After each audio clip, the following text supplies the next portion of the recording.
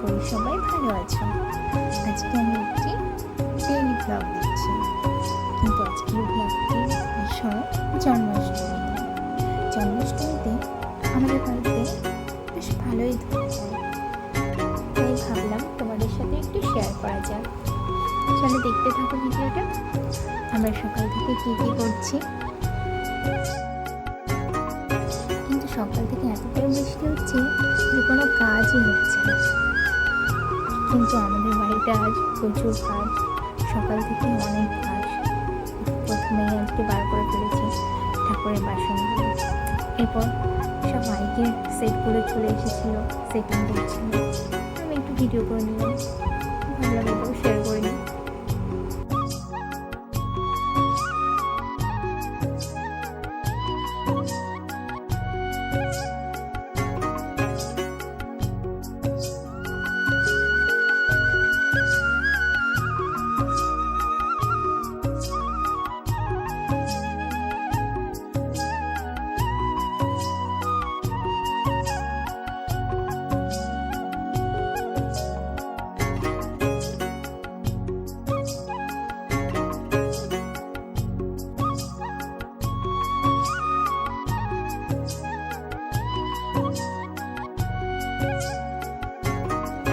পুজোর বাজার করা হয়ে গেছে।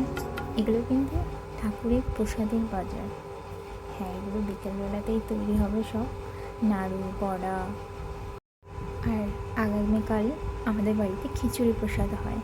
সেই খিচুড়ি প্রসাদের বাজার আজ বিকেল, মানে সোমবার বিকেলবেলায় করবে। আর আমাদের বাড়ির পুজোতে ঠাকুরের জন্য যে বস্ত্রগুলো লাগে সেগুলো দেখতেই পাচ্ছ, এগুলো কেনা কমপ্লিট হয়ে গেছে।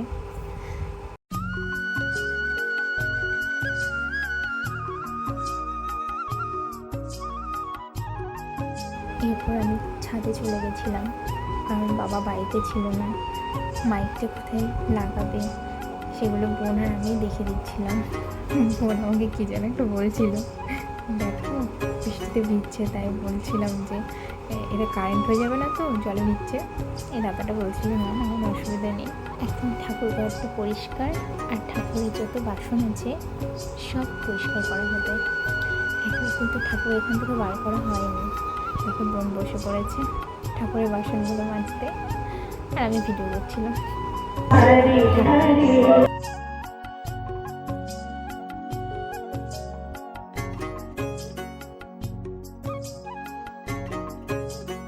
বাবা বাজার থেকে চলে এসেছে পুজোর বাদবাকি জিনিসগুলো নিয়ে।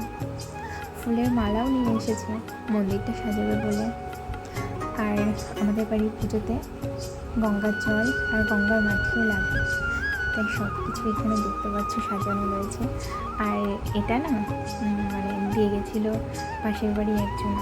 আসলে আমাদের বাড়িতে পুজোতে সবাই কিছু না কিছু দিয়ে যায়, যে যা পারে তার মতো দিয়ে যায় ঠাকুরকে।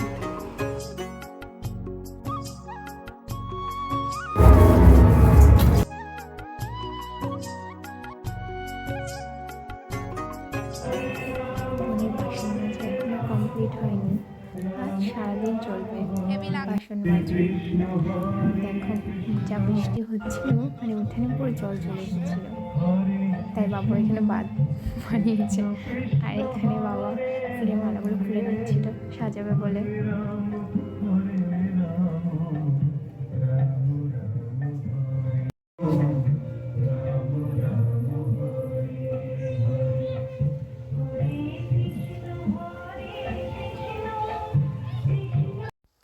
ঠাম্মার ভাইটা মিলে ঠাকুরটা পরিষ্কার করছিল।